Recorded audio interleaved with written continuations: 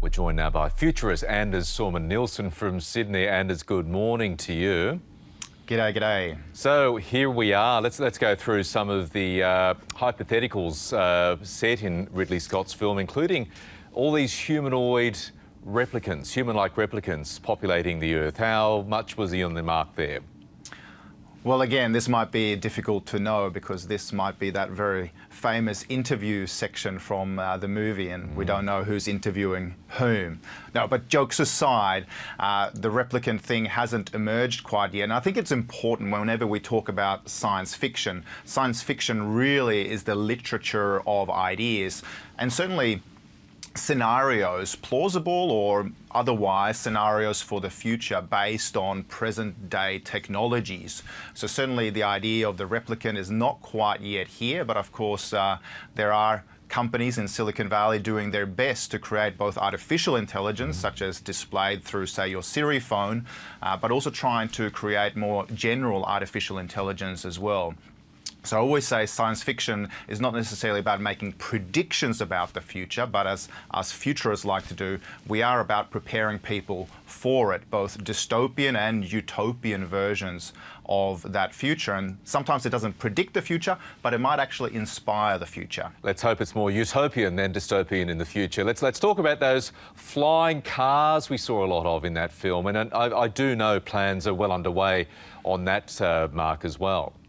Yeah, and of course, Melbourne is one of the showgrounds, or one of the testing grounds, one of three around the world that Uber has selected to try flying taxis by 2023. In Tokyo, it's a bit ambitious, 2023, though, don't you reckon? Well, maybe not. I mean, this is all about directional movements in terms of innovation, and we have to remember that whenever it comes to technology, we're really on an exponential growth curve where the power of technology is doubling every 18 to 24 months. And in fact, in Tokyo, there is hopes that the Olympic torch will be flown by a human in a flying drone in next year's Olympics. And of course, in Dubai, these technologies, flying cars, are already being tested. So I don't think we're actually that far off the mark when it comes to flying cars. OK, watch that space. We did see a pretty miserable, dreadful climate in Blade Runner, predicting ahead to November 2019. And while it's not as bad as what's depicted in the film, as you know, Anders, as everybody knows, climate's still very much a centre of conversation now.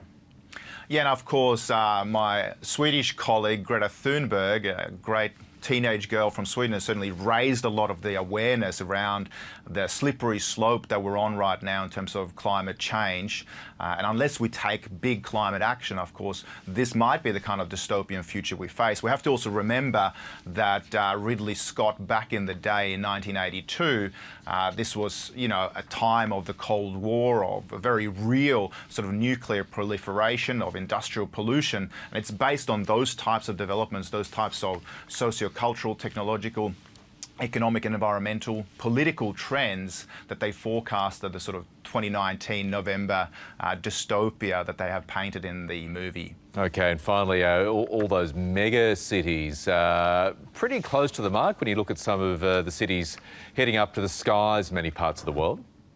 Yeah, absolutely. And not only are those super cities, whether it be Shanghai or San Francisco, for example, not only are they an emergence that's building up towards the sky, but increasingly these cities are becoming smart, and they are being, you know, embedded with sensors all around, so that, you know, hopefully we can combat real sort of environmental and polluting trends through smart sensors, by better choices in terms of traffic, and by reducing traffic through smarter technologies. Like here in Sydney, we have a great collaboration with Kia Ride, Keolis, Downer and New South Wales Transport, which is solving for last mile problems by using new types of technologies, collaborations between car sharing scheme to reduce the number of cars on the roads, and of course using our mobile devices to make sure that we can get on-demand transport at any time, thus reducing traffic. I've got one prediction for my short-term future, Anders. I'll be watching Blade Runner again on the weekend on the back of this jet. It's such a great film. And hopefully you don't have to step into a TV or a phone booth to make that sort of video call to watch the movie. Yeah, let's hope. Hey, great chat, fascinating conversations. Thanks for joining us. See you in the future. See you in the future.